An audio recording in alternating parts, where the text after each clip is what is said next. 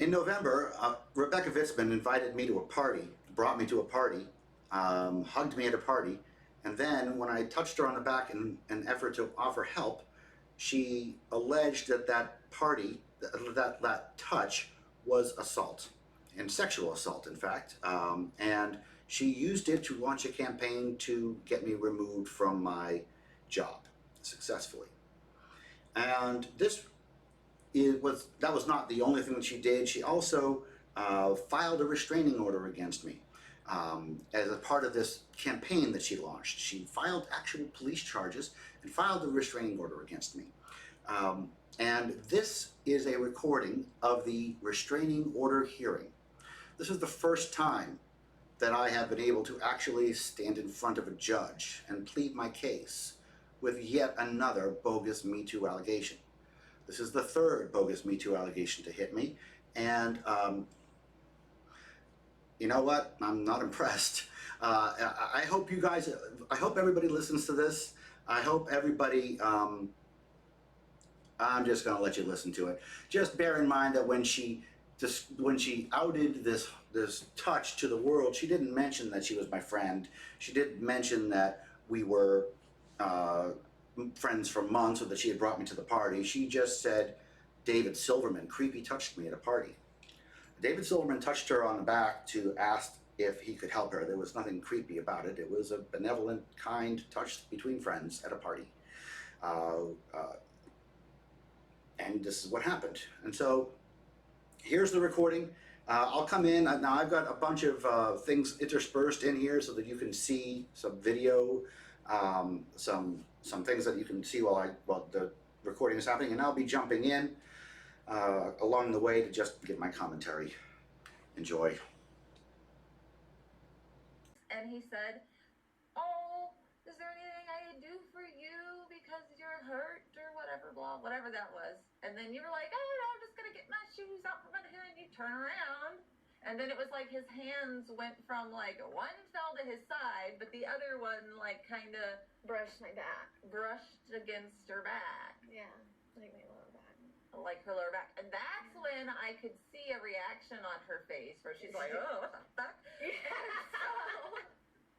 Because I went from just standing there with a friend to suddenly my back being rubbed. 9Z601593, Rebecca Vitsmun, petitioner, David Silverman, respondent. May I both raise your right hands? Do you swear or affirm the testimony you're about to give will be the truth, the whole truth, and nothing but the truth? May I, sir? I do. Please tell me your full name. Rebecca Finch Vitsmun. And sir, your full name? David Philip Silverman. All right. Ms. Vitsmun, you were in front of Judge Padula on December 10th, and she granted your temporary order and scheduled today's hearing. As a preliminary matter, do you wish me to continue and hear the case and issue an order? Yes. And Mr. Silverman, do you have an objection to that? I do. Okay. Ms. Vitsmun, go ahead. I've just had time to read it. I don't know as much about it as I'd like to, so tell me what's going on. Okay. I'll also have two witnesses here, and that's why the other judge couldn't stay because she knew one. Okay. I didn't know if you needed anything about that. Okay, so on November 2nd, the reason why we're here is on November 2nd, this man assaulted me. This was witnessed. I was hobbling. I had damage to my sacral nerve after twisting my knee. It was an injury. I had hospital. So I'm hobbling over to my shoes. This man is behind me. He says, "Do you need any help?" And I said no. And then I'm trying to bend down, which is very, very difficult. I have videotapes of myself around this time. Okay. So I'm trying to bend over, and then he reaches for and caresses my sacrum, and then scampers off. This was all witnessed by somebody. Additionally, there are other people who, now that I've spoken out, says he has a grab and scamper behavior they have witnessed. So How long did the touching last? He moved his hand in a circular motion over it, like where my nerve damage is. Right. How long did it last? 1, 2, 3, maybe actually. How long is that? Okay.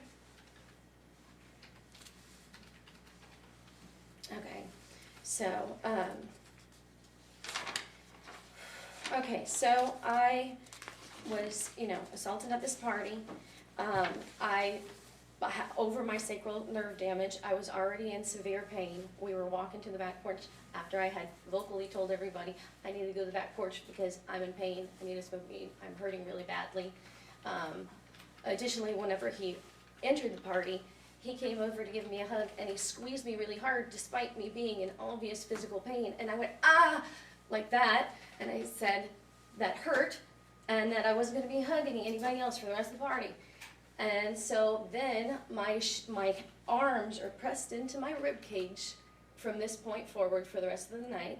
Like I can't move them. I'm in too much pain to be able to like reach for things. So. Did he know you'd hurt your back? Yes. Okay. This was stated to him.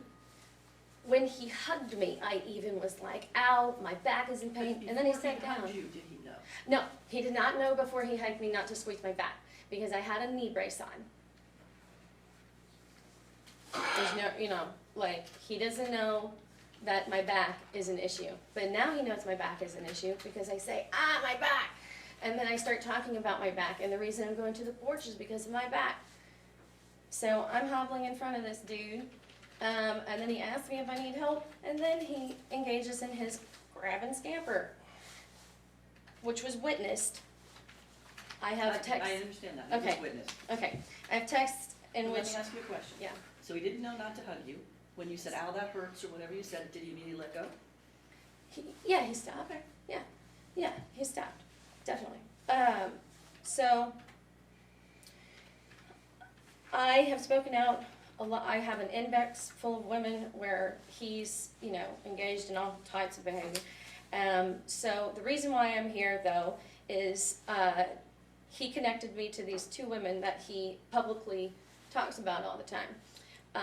In April of 2018, lost his job due to sexual assault allegations. A year and 5 months later, he's on YouTube talking about his revenge fantasies, how he can feel the rage coursing through his veins, how the only thing quelling his rage is his comeback that he's not going to have now because I've come forward about what he's done. Come back from what? From losing his job after the previous incidents. Okay, what was his job before? He was the president of American Atheists, or the executive director, the head guy, American Atheists. What is that? Is that like an anti-religious group, or what is it? That's not what I would call that. I would say it would be more of like activism, Okay. Trying to, promote the idea that, atheists have a voice in everywhere. Like sometimes maybe it could get into some anti-stuff, but that's not the purpose. Okay. So, a year and 5 months and this guy is still raging and angry and says, I could turn into the Hulk just like that anytime about these women who have spoken out against him, and now I find myself in this position. But not only that, he linked me to those women when he was talking to not only me, but also to my partner, whenever my partner asked to bring some computers back. And then he just went into this. Are you going to meet your American Atheists as well? No. Okay. And how do you know him? We're both activists in the same movement, so. Okay. Yeah. But not an American Atheist? No. Okay.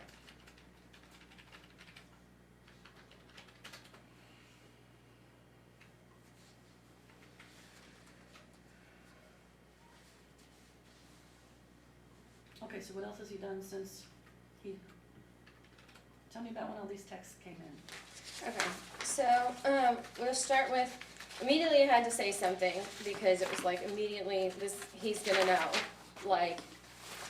I was extremely not well. I haven't been well since, to be honest.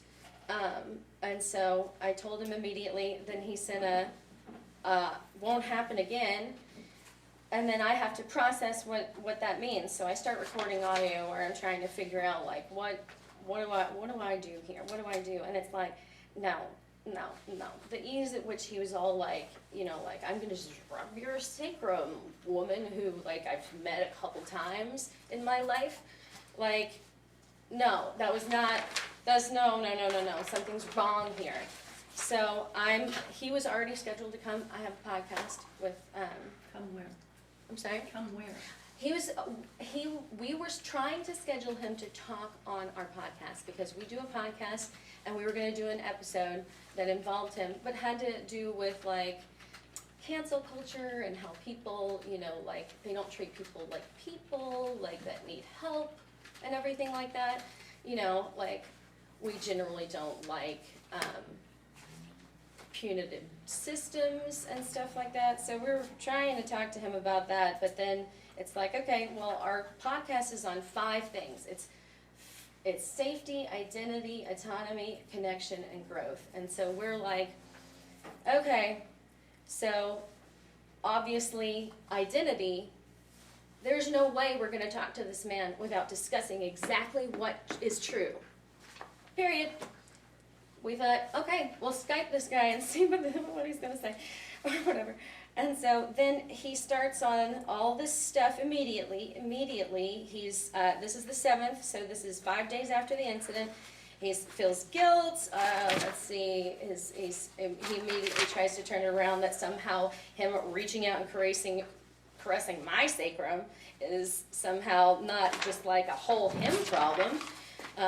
Goes on this thing, and then he says, my hope is that you never tell anyone that Dave Silverman touched you. When we told him to his face that night when he was witnessed by the witness looked at him and said, Michael Jackson, a person who abuses somebody and then tries to silence them is a Michael Jackson. And the kind of person who, is amazing is Keanu Reeves, because see how he never touches anybody? See how he keeps his hands off of everybody? Said that to his face. Right? And then he's trying to silence me, which we just told him is a Michael Jackson move. So I said, this is my identity, and you can't abuse me. So I started with, I'm familiar with what you're doing. I'm immediately familiar with what you're doing, and if you want to tap dance, I already know. And you want to tap dance? What? Okay, so then... Please don't hit the microphone. Oh, I didn't realize that was the microphone. I'm very sorry. Okay, so then the rest is him trying to say not to talk about what he did. This is all on the same day, I had said in the recording that if I needed to produce something that was an audio recording to get out of something weird and dark that I would, so I did that, tried to do that. He said that one was fine, which I say a lot of stuff on there that he was like... Okay, I'm going to interrupt you, Ms. Okay. Mr. Silverman, what would you like to say? And so you could hear that the judge is really, I can only imagine what this judge was thinking. I know it's speculation, but this female judge listens to actual bad guys who hurt actual victims in her courtroom every day. And here is my first time talking to a judge about the allegations against me. Here is what due process sounds like. Well, Your Honor, and I was an activist for 24 years in the atheist movement. And for the first 14 years I was a volunteer, and then for 7 years I was president of American Atheists. Then in 2018, I had 2 false Metoo allegations against me. And because of those false Metoo allegations, I was fired from my job, dramatically, without due process of any kind. Now, the allegations can be disproven, I have witnesses and all that stuff, but that was never considered. And I lost my family, and I lost my job, and I lost my career and my future in 2018. Went into a deep depression.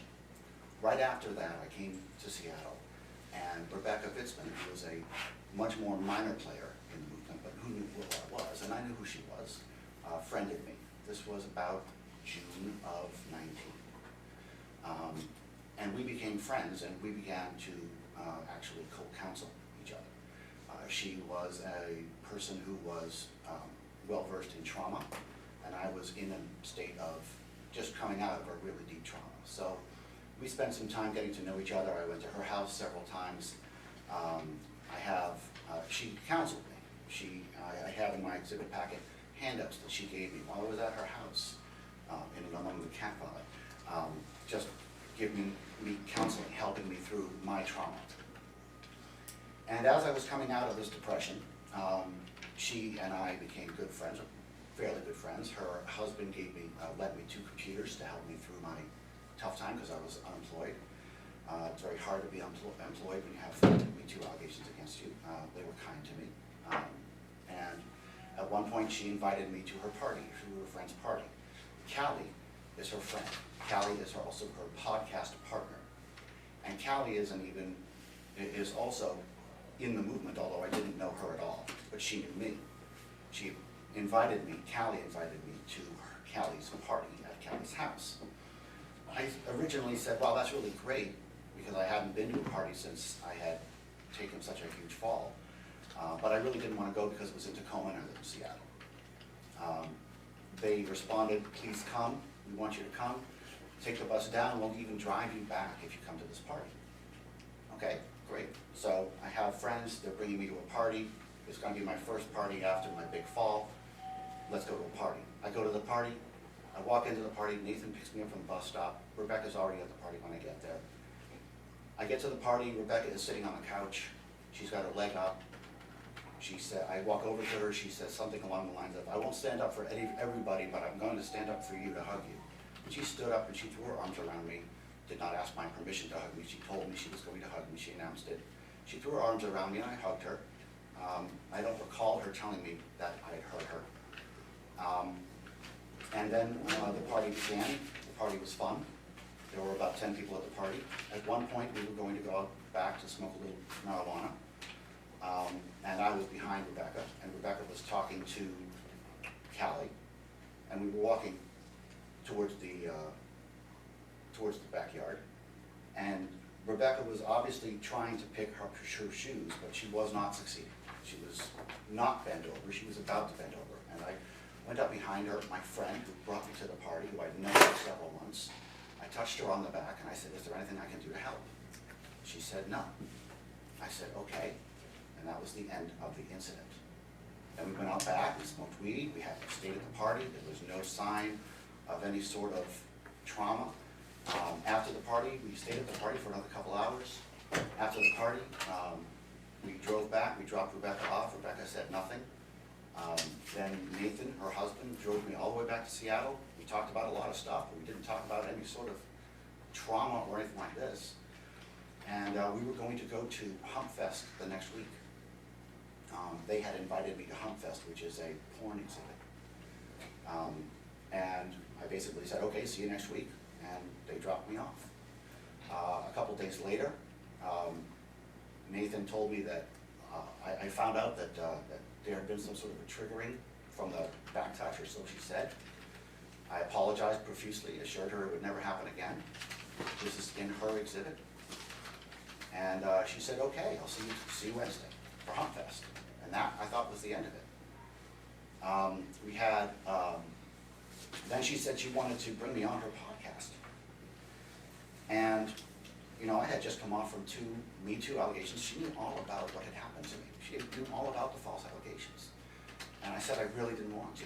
You've read this exchange. I didn't want to go on. I said that it would be career suicide for me to go on because the people who hate me, who don't care about evidence, would just pile on.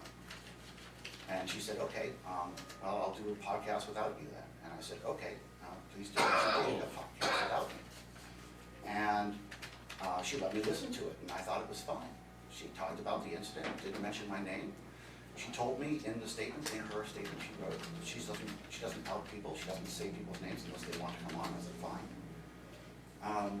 And then about a week later, suddenly, she sends me this long text that says, it basically says, you're bad, I'm blocking you, you know, go away. And I let that sit. I don't know why she said that. I don't know what happened in the transition to go from everything's okay to you're bad, I'm blocking you. She did not ask me to discuss with her why she was blocking me or what had happened. She just blocked me. And then a week later, she and her husband completely nuked my resurgence, my career. I had been hired into a new organization because the allegations were false and people could see it. I got hired back into the movement, back into a new organization, back to lead a second organization, Atheist Alliance International. I was hired, I was back, and she and her husband changed the what she called a brush on her back, her words, her and Callie's words, I brush her back. She turned it into sexual assault and filed an assault charge against me and got this restraining order. I have done nothing against this woman. I have done nothing to hurt this woman. I have had no intentions to hurt this woman. I still have no intentions to hurt this woman. I don't have any intentions to hurt anyone. In fact, I have never hurt anyone.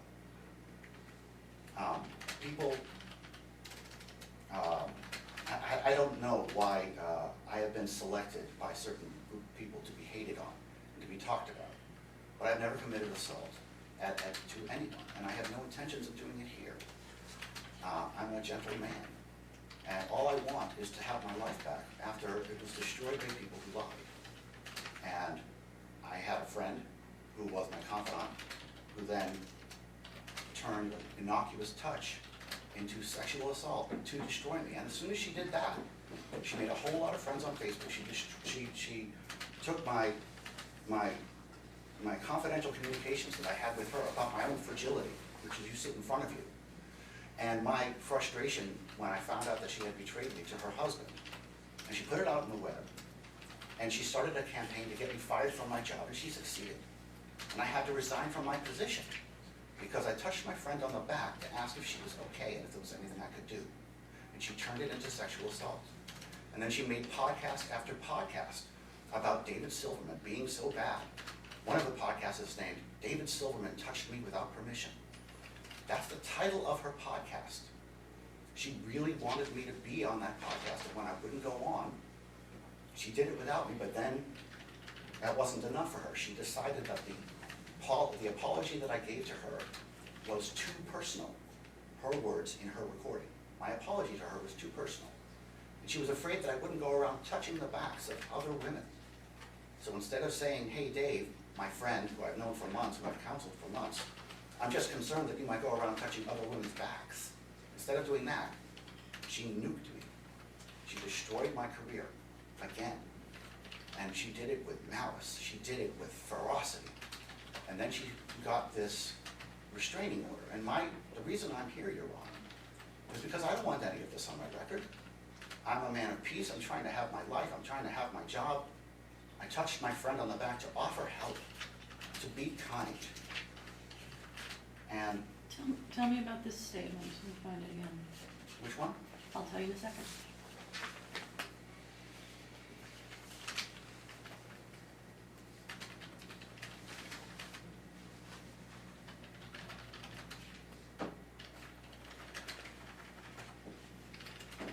She says that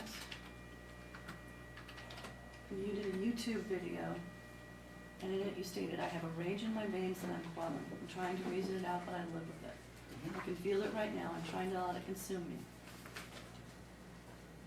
I did a podcast when I first came out after the false allegations, and we talked about my feelings.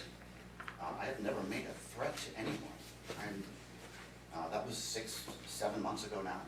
No, September 13th. That's 3 months ago. Oh, okay. Still, yeah, I have feelings about what happened to me, but I've never committed an act of violence against anyone. I've never committed any sort of anything against anyone. Yeah, I'm angry. They lied and they destroyed my life, and I get angry about that. But it's not like I'm a threat to anyone. Thank you, Mr. Silverman. Ms. Vitsmun, very briefly. Well, at this point in the trial, I think everybody in the courtroom knew which way the trial was going, and Rebecca got nervous. She started to get a little, well, you'll be able to hear it. At one point, the judge tells her to calm down.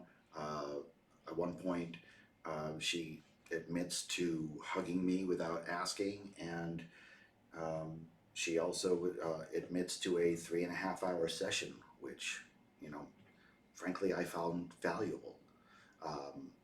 But I just want to reiterate, the fact that we had this that we had this history. I mean, we spent 3.5 hours talking. There's a lot of talking about that happened in that. A lot of communication, both directions. And, we had that relationship. And, you know, I'm kind of sorry that that's gone. Okay, lots of things. Took plenty of notes. Very briefly. Okay, as fast as I can.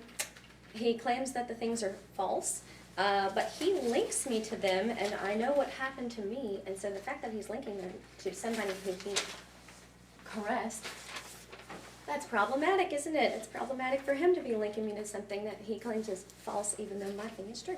So the next thing is, he says that he has witnesses. Also, multiple of those witnesses say that what he's saying isn't true. The people who he contains on his webpage. Unless they're here and I can hear from them. Oh, okay, well, no problem. So, it wasn't me that friended him, my partner friended him, and my partner convinced me to friend him. He says that we spent months together. We were actually together 4 times. We had drinks twice. I begrudgingly was dragged by my partner to go and meet him to start with. One time we spent 3.5 hours together because he was supposed to come doorbelling with me, which is not an act of us actually hanging out together. We were supposed to be activists together. I was doorbelling for Lisa Keating, but she decided that she didn't want him to doorbell for her and contacted me and said that. And so we ended up spending 3.5 hours at my house dealing with his trauma because he was just told that he wasn't allowed to knock on doors, which was pretty traumatic for him. I will grant him that. And yes, I did work with him on that, but that was just that one time. So this is not like a giant repertoire. Let's see. Let me go around and mark them as 1, 2. Okay, he says in his texts, it's not the ones that are attached, but I have in my phone. Callie witnessed it. I told him, Callie saw you do such and such. His response to that wasn't, Callie didn't see you. His response to that was, I wouldn't put it past me because weed. So I didn't touch my own back. I was actually excited to have him at the party because we were supposed to discuss when he was going to come on the podcast. And Callie and I had been spending a significant amount of time getting our equipment ready to be able to have our first guest. We hadn't had a guest before. We were super excited about it. We were happy to have him at the party. So when he came in and I said I would stand for him, he came over to me. Oh, as I stood up and I told him I was giving him a hug and he came with his arms around me. Like, it's not like I walked over to this dude, he came to me. Darren witnessed it. You were going to give him a hug. Yes! Darren Yeah, witnessed calm it. down. Oh, I'm sorry. I'm sorry. I'm very sorry. Okay, I was talking to David. Callie witnessed it. I said, okay, so so this is where Callie comes in. He asked me before he touched me, and I said no. He asked me if I needed help, and specifically, I'm not supposed to get help from people. That's what I was told by my doctors. I'm supposed to be trying to do things on my own. Okay. So I told him no, and then started to bend. The witness is here. Okay, Let me hear so, from her. great.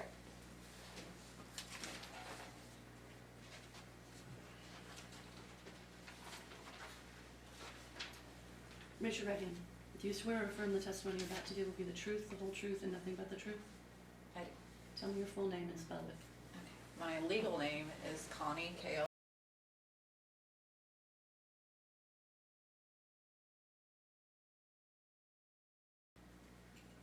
And you go by Callie? Yes. Okay. What did you see, Ms. Burrow? Okay, we were in my dining room, and Rebecca, I was standing like this, and Rebecca was facing me here, and David was behind her here. And he came up and he said, do you need help with, you poor thing, do you need help with anything? And she said no, and turned to bend over to get her shoes from under the dining table. And his hand went like kind of down her spine and then did like a motion on her lower back, and then he like scampered away. It was, Okay. so it was after she said no, she didn't need help, not before. Okay. Is there anything else you want to tell me? Okay, thank you. Okay, so the next thing is, he said there was no sign of trauma. So there's Callie. Because I was assaulted, my PTSD triggered. I told Callie specifically as soon as possible, immediately. So Callie knew. She asked me what I wanted, and I'm like, I can barely move. Was this that evening? Yes. Okay. Did you tell your husband that evening? I told him once he got home. So this is what ended up happening. I told Callie, she asked me what I wanted. I said, I'm triggered, I can barely move, my PTSD's kicked off, I'm frozen. And she's like, well, what do you want me to do? And I was like, I can't do anything. So I sat down on the couch. Brianna, who's here, sat with me.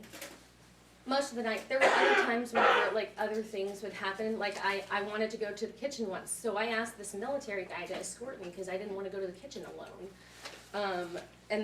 But Bree was with me, and I didn't tell Bree that night either. I told her the next morning whenever she came home. When I got home, I had not told anyone but Callie because I was still dealing with my PTSD. I was in freeze mode. Callie knew I was in freeze mode. I knew that Callie knew I was in freeze mode. Callie took David aside and kept him busy the entire time so that he would not talk to or assault any other guests at the party.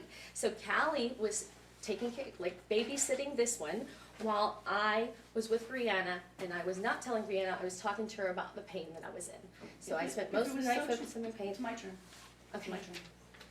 If it was that traumatic, why did it take you 5 days to block him or to communicate with him? Because I wanted to believe the best. I wanted to believe that this was innocent. But I went over it over and over and over and over my head. And also I spoke to my therapist. And my therapist and I were sitting there, we did something called trauma mapping, where you try to take Okay, each... you don't need to explain it to me. Oh, okay. Do you want the other witness to testify? What is she gonna say? What she would be able to say was the physical condition that I was in, and that I didn't tell her at the party because and that I was like in freeze mode, and then that I told her the very next morning. I did not tell my partner because I didn't want anybody to have to figure out anything. I didn't want anybody coming to me and saying like, oh no, you poor thing. It would have been a lot more emotional investment than I was capable of. I was dealing with physical pain that was through the roof. So we canceled her. I'm gonna interrupt you, please. Okay. In order to prove harassment, there has to be a pattern. Okay. One incident is not a pattern of harassment. Yes. And it's my turn. Oh, okay. He touched you once. And that's not a pattern. Go right ahead. His messages to my boyfriend. Which I And don't his have. messages to quiet me. I didn't read them that way. Okay. I mean, you started the conversation Okay. and he repeated it. My hope is that you won't tell everyone David Silverman touched you.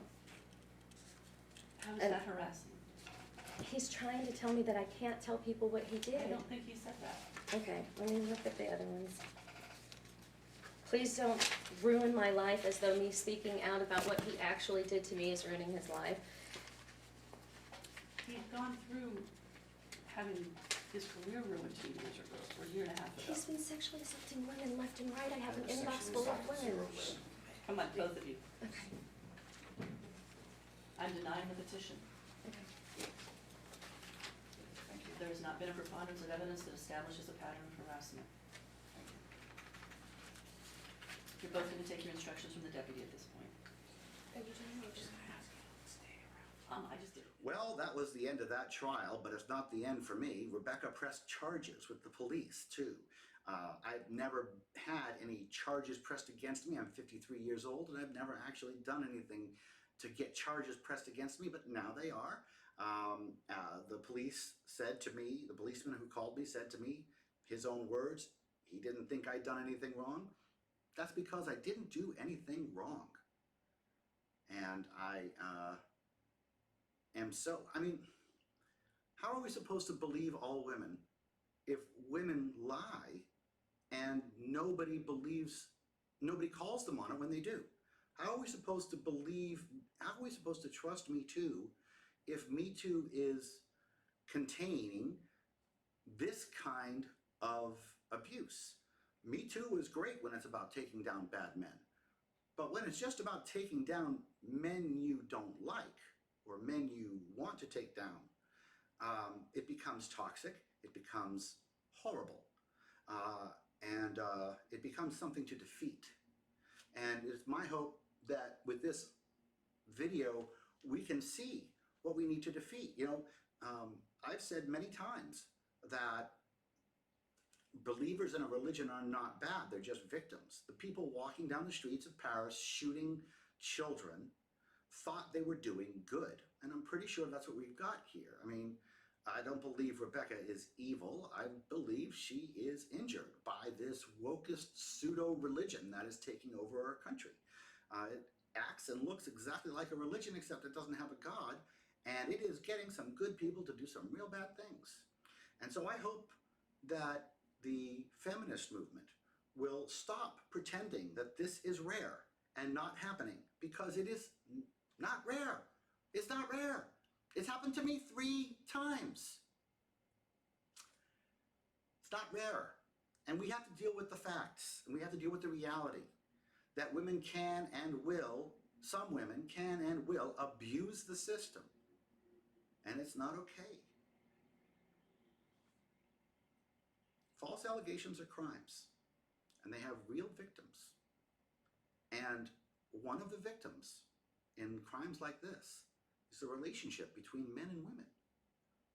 How are you or any male friends of yours supposed to deal with the idea that now if you go to a party with a friend who you hug, who you know, and you touch her on the back to offer support, you could face criminal charges and loss of your career?